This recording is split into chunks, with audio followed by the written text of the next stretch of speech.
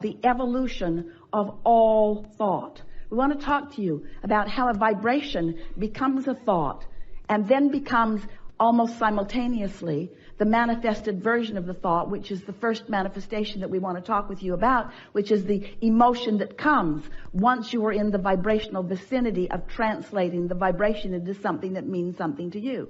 Did you get all of that? An emotion means something to you. When you start feeling it, that means you're translating the vibration of it.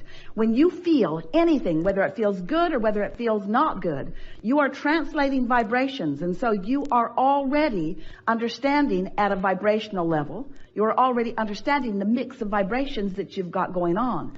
The better it feels, the more you are leaning in the direction of who you really are and what you really want and all that you've become. The worse that it feels, the more you are leaning in the other direction. So stay with us just for a moment. So there is a vibration, and let's say that this vibration is about what Source knows in this moment about you. And just for fun in this conversation, let's pretend that you have no clue about that. You're worthy and you don't know it. You are blessed beyond anything that you even come close to knowing, and you don't know it. There is so much vibrationally about you that, let's say, you are in this moment unaware of. Maybe you've never been aware of it. Maybe you're just ornery and not aware of it right now, but you're not aware of it. It's a vibration that you are not tuned into. You've got your dial set somewhere else. But now, let's say that you've had a good night's sleep. The boat rocked you to sleep. Rockabye baby, isn't that nice? So you slept really good. You woke up feeling good. So now, just for fun, let's talk about you being in a good mood. You're in a good mood because you've not been focused upon anything that's put you in a bad mood. And so now, this vibration that you were not perceiving earlier, now you have a better opportunity to perceive it. And so now a thought occurs to you. Now that thought is that vibration moving, evolving toward the full manifestation that you want. And as the idea occurs to you, you are the perceiver of the vibration. Sort of see how that works? And then you have a feeling response to that thought. Feels like a good idea, feels like an interesting idea, feels like something that you want. So that is the vibration being perceived by you. So unless you do something to change the momentum of this vibration will become stronger. It will become more, which means it will become more discernible by you, provided you stay on the vibrational wavelength of it. So let's say you've meditated for a while. Let's say you've quieted your mind. Let's say you've quieted your mind so you've stopped thought, which means you've stopped all resistant thought. So you are right up to speed with the vibration of the Source within you. So now, as Source knows something, you know it too, just for a moment. You catch that glimpse of it. And unless you say, where'd that come from? That was weird, and talk yourself out of it, you are a perceiver of what Source knows about things that matter to you. And so, if you don't do anything to add resistance to the equation that is happening because of what you're focused upon, law of attraction will cause that thought to become more. But the more important thing that is happening is you are becoming a more sensitive translator of that thought until that thought, that vibration, which then became a thought, which then you translated into emotion, now begins to translate into rendezvous with others. It translates into stronger ideas that flow forth from your own mind. It translates into other people that you're meeting. It begins to translate into the full blossoming of anything and everything you want. There is nothing that exists in your desire that you cannot fully manifest. Nothing. If this time-space reality has the wherewithal to inspire the desire within you, you have the ability to translate it. But before you can begin to do that, you have to accept that you are a perceiver of the vibration. And that's where so many of you get tripped up, because you look around and you don't even realize that you've been perceiving, and you look around at this world which is full of stuff and others doing all kinds of things. And so you think it is more tangible than it is, and you think it's more about action than it is. Most of you have missed the point altogether. You don't understand that you are a vibrational being in a vibrational universe.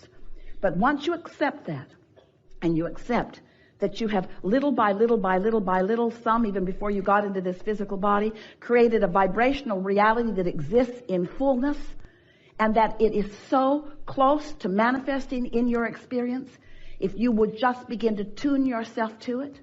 So all that we just said to you just now translates into something that's very simple. You just got to care about how you feel. You got to care enough about how you feel that in the early subtle stages of a thought not feeling so good, or of a thought being clear and you having clarity, and then you beginning to feel it getting a weaker and weaker signal because you are introducing static to the equation. Once you begin to accept that everything in this universe is vibrational and is ordered by this law of attraction, once you understand that and you begin to think and feel deliberately, now you can take a small idea almost as soon as it occurs to you, and you can foster it by focusing on it with the intent of feeling good as you do. And you can watch it blossom right before your eyes into things that most people would call magical. It isn't magical. It is just a conscious, deliberate utilization of the laws of the universe and the guidance system that you were born with in order to hold yourself in a vibrational frequency pattern enough that you can begin to perceive as you are meant to perceive, you see. And the thing about this is, don't worry that you will begin to create things that others can't see, because they will gain enough momentum that everyone will see them. And then you will be standing in that crowd of those who are the receivers of things that you want, with so many standing outside of that crowd who are receiving everything they want, beginning to assign all kinds of bogus reasons to your success. They'll say that you were lucky. No, you weren't. You were focused. They will say that you must have been born under the right star. Well, everyone was. They'll say that you must have been good in a past life.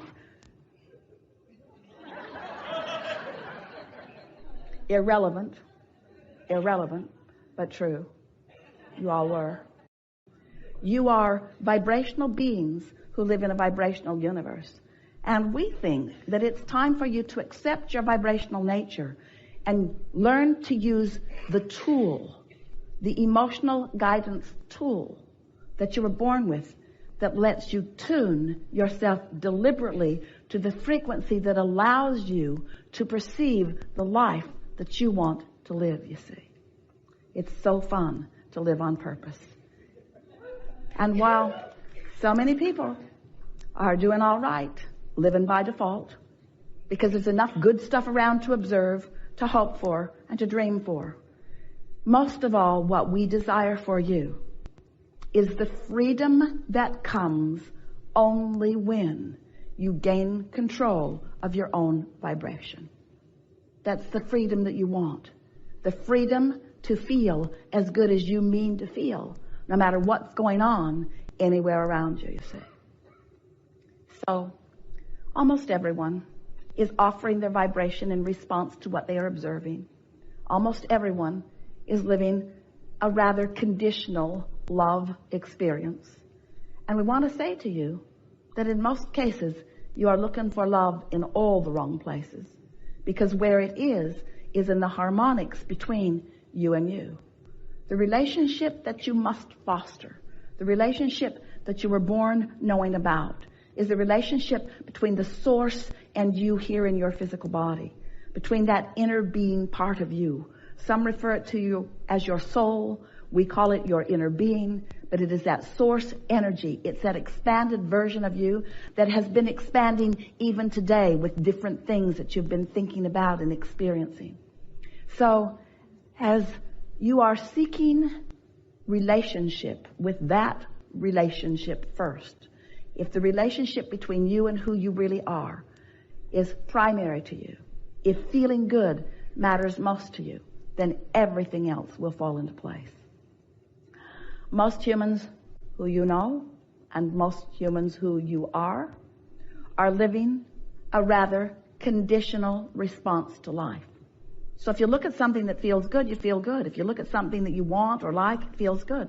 But if you look at something that you don't want or like, it doesn't feel good. You're responding to the condition. And that's the way it should be.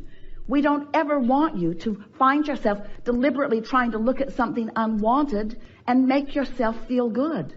We said to Esther the other day, as she was trying to make herself feel good about something that she just did not feel good about, Esther, do you want to do a focus wheel on eating something that you don't want to eat? Do you think if you do enough focus wheels that you will suddenly begin to want to devour this thing that you really don't find pleasing? Do you think that's what we're talking about? It isn't what we're talking about. We're not trying to get you to like things you don't like. We want you to use your guidance in order to gravitate toward things that you do like. We just don't want you to need the condition to be exactly the way you want it to be before you can feel good. That conditional love will never work for you because it's backwards. We just explained to you why. There is the vibration which becomes the thought and the emotion, and then it becomes the condition. But if you need the condition to be there before you can find the vibration, can you see how backwards that is? Also, it takes some time usually. There is an evolution that takes place. So sometimes there is this buffer of time before you are ready to perceive the full manifested version of it. So if you need the full manifested version of it before you can feel good, do you understand what that means? You're not going to be feeling good for quite a while. Do you feel how backwards that is?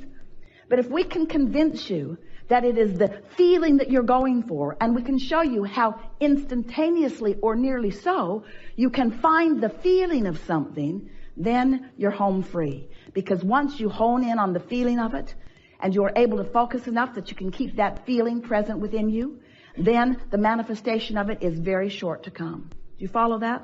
That's the best explanation of why you're wanting to focus upon the thought of it and find the emotion of it.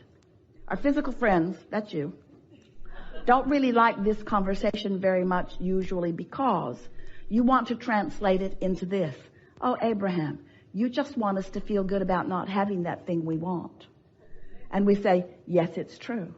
We do. We want you to focus upon the essence of it and find the vibrational essence of it and find the pleasure from the vibrational essence of it because we know what's coming next. And also, we think it's nice to feel good now, don't you? And anyway, can you think of anything that you want, whether it's a relationship or a material object, a circumstance or an event, a pile of money? Can you think of anything that you want that is for any other reason other than you think you will feel better or feel good in the having of it?